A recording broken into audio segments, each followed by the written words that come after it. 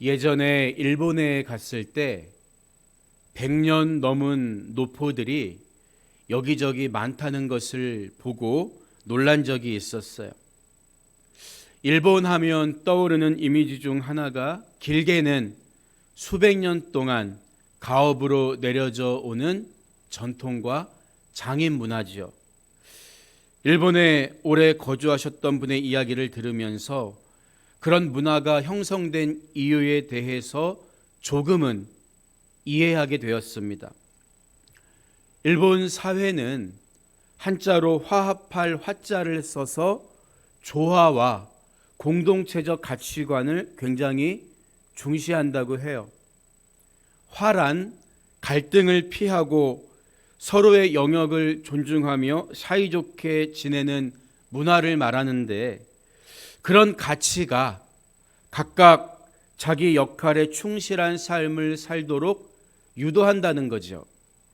이런 사회적인 분위기 속에서 가업을 물려받아 자신의 자리를 지키는 것을 미덕으로 여기는 현상이 오랜 시간 동안 한 자리에서 같은 직종의 가계를 유지하는 데 결정적인 역할을 했다는 거예요.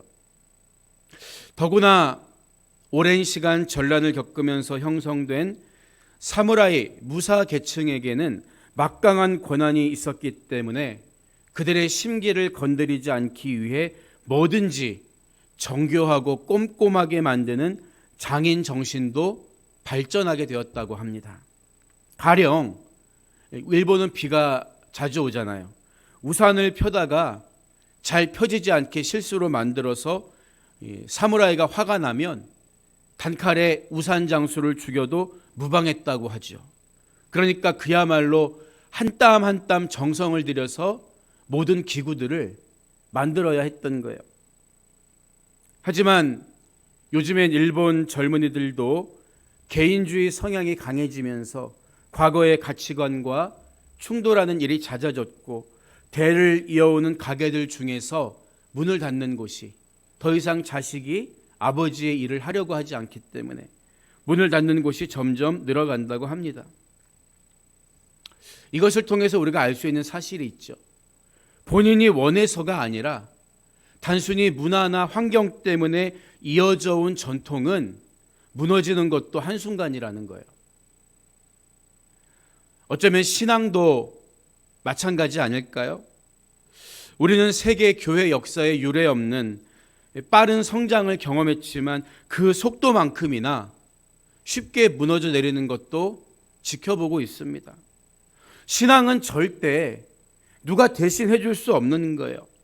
내가 하나님을 경험하고 스스로 하나님을 믿어야 신앙을 지킬 수 있는 것 아니겠습니까? 부모의 권유로 인해서 환경 때문에 자녀가 교회에 나올 수는 있어요.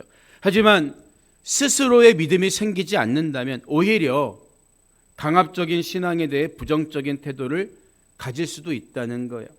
그래서 몇 대에 걸쳐서 신앙의 대를 이어가는 것은 어렵기도 하지만 너무나 귀한 일이라는 거죠. 오늘 읽은 본문에는 아브라함에 이어서 창세기에 기록된 대표적인 3명의 인물이 등장해요. 대를 이어 3대가 등장하죠. 족보 순서에 따라 이삭과 야곱 그리고 요셉 3대가 기록되어 있습니다. 하나님이 모세에게 나타나셔서 나는 네 조상의 하나님이니 아브라함의 하나님, 이삭의 하나님, 야곱의 하나님이니라, 이렇게 말씀하시거든요. 하나님께서 그냥 하나님이시라고 가르쳐 주시면 될 텐데 나는 아브라함의 하나님이고 이삭의 하나님이고 야곱의 하나님이다, 왜 이렇게 말씀하셨을까요? 이 말씀은 하나님이 그들 모두의 하나님이셨던 것처럼 지금도 살아서 역사하시는 모세 너의 하나님으로 찾아왔어, 지금도 나는 모두의 하나님이야, 이런 선언적인 의미가 담겨 있는 거예요. 과거에만 하나님이 아니셨고 지금 현재도 나의 하나님이 되어주신다는 거죠. 그래서 각기 다른 인생을 살아간 이삭과 야곱, 요셉을 하나로 엮을 수 있는 게 있다면 그게 뭘까요? 그들 모두 하나님을 경험했고 하나님이 주신 약속을 믿으면서 살아갔다는 사실입니다. 지난 시간 살펴봤던 것처럼 히브리서 11장에서 열거하고 있는 믿음의 선진들은 더 나은 본향을 마음에 품고 살아간 사람들이었고 그들의 그런 삶은 하나님의 약속에 근거를 두고 있었다는 거예요.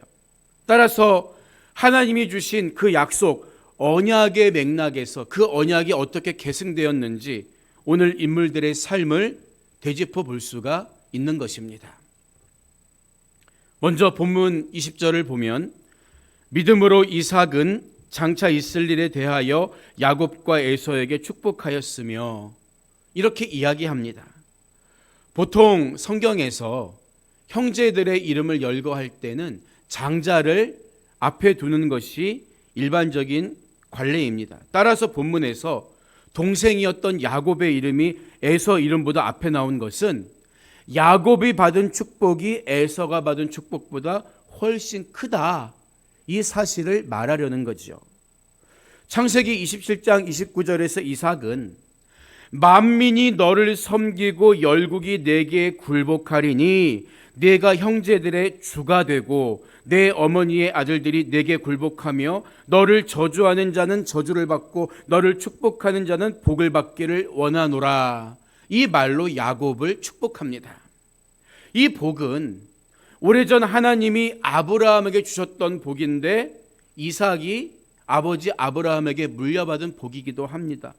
그래서 이삭은 그 복을 다시 야곱에게 흘려보내고 있는 거죠.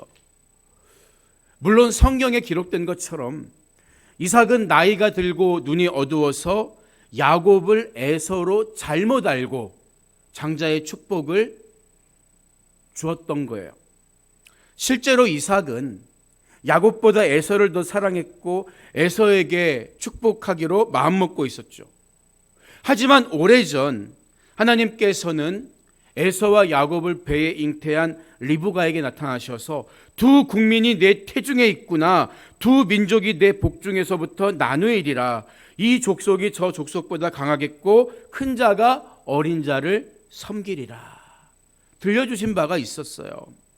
그러니까 하나님이 주신 언약의 계보는 아브라함에게서 이삭으로, 그리고 이삭에게서 형 에서가 아니라, 큰 자가 아니라 작은 자였던 동생 야곱을 통해 계승되리라 말씀하셨던 거죠. 그럼에도 불구하고 이삭이 에서를 더 사랑해서 그를 축복하려고 한 것은 믿음의 행위가 아니라 인간적인 욕심에 근거한 행동이었습니다. 만약 야곱에게 속지 않았다면 에서가 만든 별미를 먹고 마음껏 장자였던 에서를 축복했을 거예요. 여러분, 그런데 왜 히브리서 기자는 이삭이 야곱을 축복한 것이 믿음으로 인한 행동이었다, 믿음으로 이렇게 축복했다, 이렇게 말하고 있는 걸까요? 만약에 이삭이 끝까지 자기 생각을 고집했다면 속았다는 것을 알고 난 후에 야곱을 저주했을 거예요. 그리고 다시 에서를 축복했겠죠.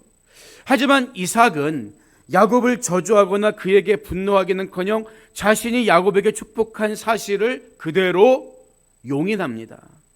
그래서 눈물로 호소하는 에서에게 내가 그를 위하여 축복하였은즉 그가 정녕 복을 받을 것이니라 담담하게 말하죠.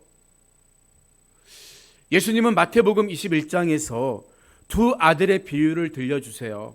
첫째 아들은 아버지 말씀에 따라 포도원에 일하러 가겠다고 하고서도 가지 않습니다. 둘째 아들은 싫다고 했다가 뉘우치고 일하러 가지요.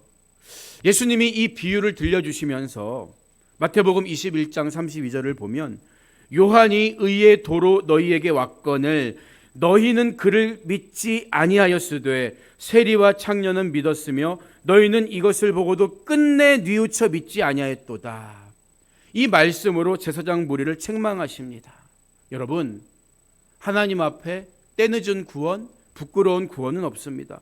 처음부터 믿으면 좋겠지만 뉘우치고 믿어도 똑같이 천국 백성이 되는 거예요.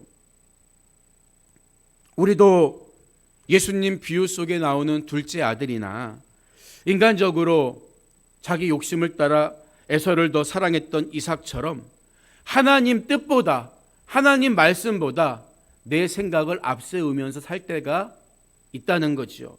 하지만 아무리 인간이 애쓰고 수고해도 결국은 하나님이 가시고자 하는 그 뜻대로, 가시고자 하는 길대로 이루어지는 거예요. 처음부터 온전히 하나님 말씀대로 살면 제일 좋겠지만 결정적인 순간에 내 뜻이 아니구나, 하나님 뜻을 따라가야 살겠구나, 하나님 뜻 앞에 겸손하게 순종하는 것도 믿음의 행위라는 거예요. 그래서 비록 이삭이 의도하지 않게 야곱을 축복했지만 그것 또한 큰 그림으로 볼 때 하나님의 뜻에 따르는 믿음의 행위였다고 성경은 말하고 있는 것입니다. 그렇다면 아브라함에게서 이삭으로, 다시 이삭에서 야곱으로 계승된 그 복이 어떻게 흘러가게 됩니까? 역시 축복의 방법으로 계승되는데요. 21절을 보면 믿음으로 야곱은 죽을 때에 요셉의 각 아들에게 축복하고 그 지팡이 머리에 의지하여 경배하였으며, 이렇게 이야기합니다. 야곱에겐 12명의 아들이 있었고 우리가 알듯이 야곱은 12명의 아들을 위해 유언을 남기고 복도 빌어줍니다. 본래 야곱의 장자는 르우벤이었죠. 그가 가장 많은 복을 받을 권리가 있었는데 아버지의 침상을 더럽힌 죄로 장자권을 상실하게 됩니다. 그래서 통치권은 유다에게로, 제사장권은 레위에게로, 장자가 받는 2배의 몫은 요셉에게로 넘어가게 된 거죠. 그래서 이스라엘 12지파 속에는 하나님의 것으로 구별된 레위가 빠진 자리에 요셉의 2 아들 므낫세와 에브라임이 들어가게 된 거예요. 2배의 몫을 요셉이 받았기 때문에. 오늘 본문에는 요셉의 이름이 등장하긴 하지만 실제로는 야곱이 요셉의 2 아들이었던 므낫세와 에브라임을 축복했던 사실에 초점을 맞추고 있습니다. 물론 야곱은 요셉도 직접 축복합니다. 그런데 11명의 아들과 함께 요셉을 직접 축복한 이야기는 창세기 49장에 나옵니다. 요셉의 2 아들을 축복한 오늘의 이야기는 그보다 앞선 창세기 48장에 나온다고요. 그런데 왜 언약의 계보가 흘러가는 이야기를 하면서 히브리서 기자는 요셉을 직접 축복했던 이야기보다 요셉의 2 아들을 축복한 창세기 48장 이야기에 포커스를 맞추고 있을까요? 야곱이 요셉의 2 아들을 축복하는 말씀을 가만히 들여다보면 놀라운 이야기를 하고 있어요. 창세기 48장 16절에서 야곱은 나를 모든 환난에서 건지신 여호와의 사자께서 이 아이들에게 복을 주시오며 이들로 내 이름과 내 조상 아브라함과 이삭의 이름으로 칭하게 하시오며 이들이 세상에서 번식되게 하시기를 원하나이다. 이렇게 기도하거든요. 성경은 이 축복이 요셉을 위한 야곱의 축복이라고 설명하고 있습니다. 왜일까요? 왜 이게 놀라운 이야기일까요? 아브라함으로부터 시작된 하나님의 약속이 흘러가는 복을 받게 된 것은 요셉의 2 아들이기 때문이에요. 그래서 언약의 계보를 이야기하면서 야곱에 이어서 요셉의 2 아들 이야기를 오늘 히브리서 기자가 들려주고 있는 거죠. 임종을 앞둔 야곱이 자기 손자인 므낫세와 에브라임을 복빌어주고 있는데 형인 므낫세 머리에 왼손을 얹고 동생 에브라임 머리에 오른손을 얹고 기도합니다. 당시 히브리 문화를 보면 2 사람에게 축복할 때에는 최고의 축복은 오른손으로 하는 게 관례였습니다. 그래서 요셉이 장자인 므낫세를 눈이 어두워서 잘 못 보는 아버지 야곱의 오른편에 세워놨는데 야곱의 손을 엇갈려서 오른손은 에브라임의 머리에 얹고 왼손을 므낫세 머리에 얹고 축복하는 거예요. 동생 에브라임의 머리에 오른손을 얹었다는 것은 야곱이 므낫세가 아닌 동생 에브라임을 실질적인 장자로 간주했다는 것을 보여주는 대목입니다. 요셉은 아버지 눈이 어두워서 장자를 잘 알아보지 못한 것이라 생각했지만 그것은 하나님의 뜻을 깨달은 야곱이 믿음으로 취한 행동이었다는 거예요. 왜? 자기 자신도 믿음으로 동생임에도 불구하고 언약의 계보를 이어갔기 때문에. 그래서 오늘 본문은 믿음으로 야곱이 요셉의 아들들을 축복했다고 이야기하는 거예요.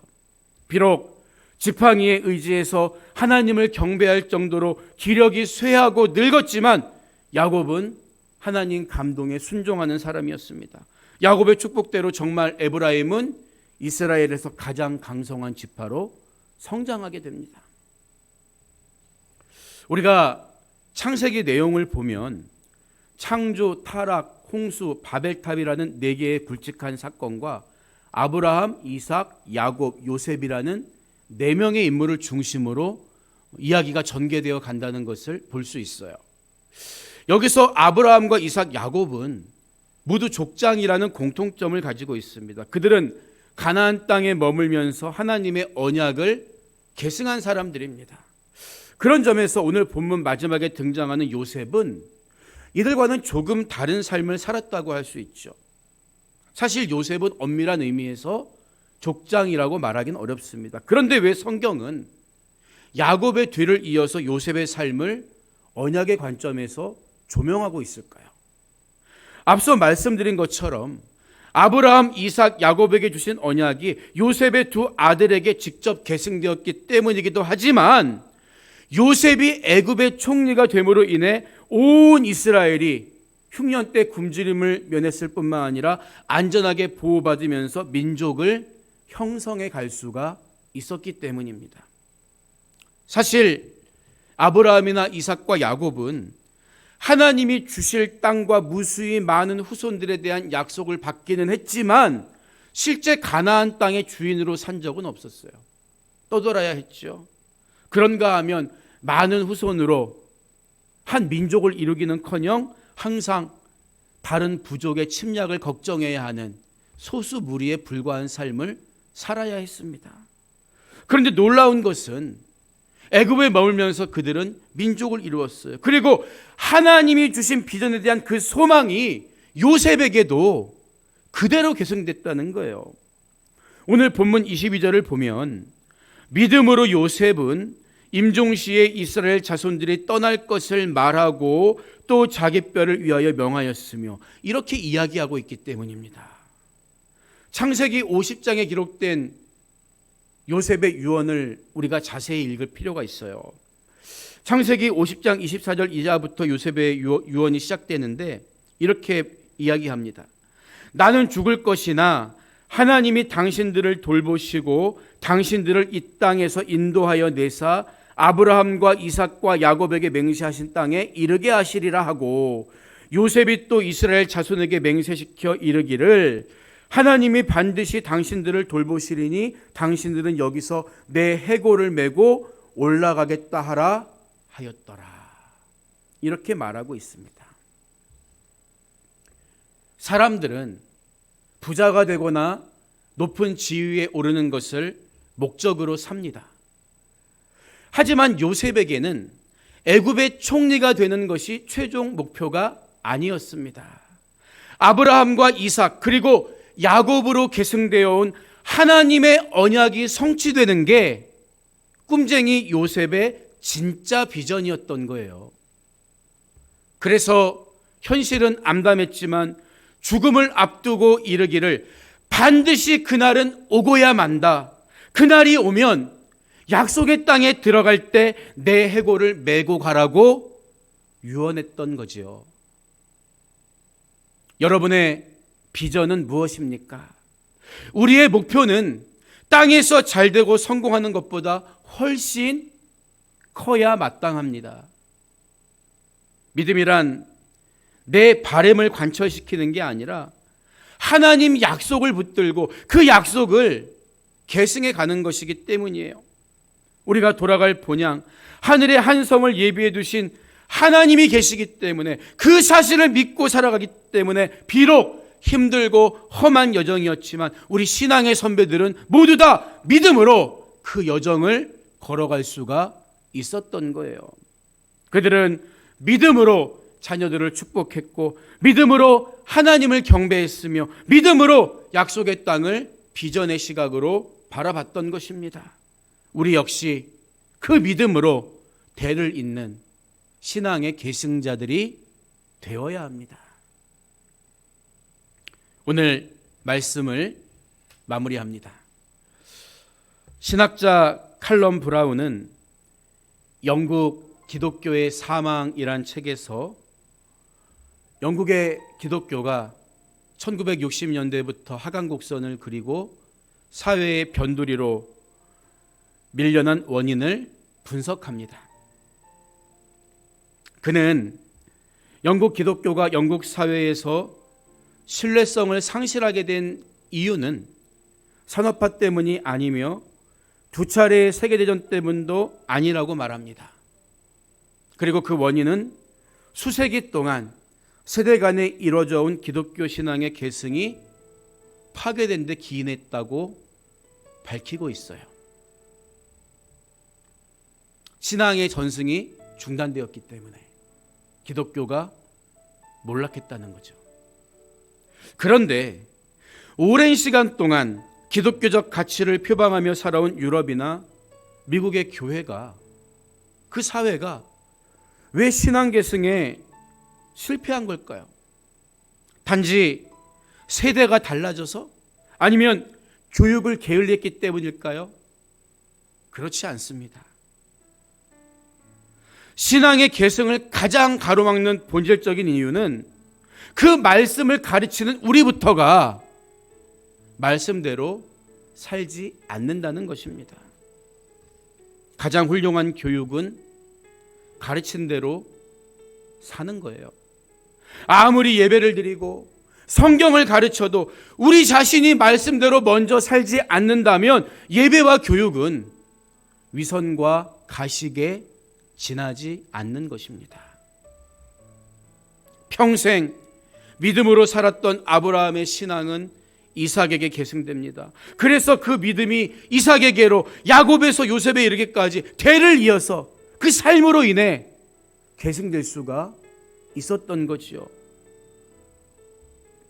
입으로는 천국을 말하면서도 실제로는 돈에 매여 산다면 자녀들은 절대 천국을 믿지 않을 것입니다. 우리가 정말 돌아갈 본향이 있는 사람처럼 살고 있습니까? 믿음으로 언약을 계승하고 믿음으로 약속을 품고 살았던 신앙의 선배들처럼 무엇에든 얽매이지 않고 담대하고 자유하게 살아가는 여러분 모두가 되시기를 주님의 이름으로 축원드립니다.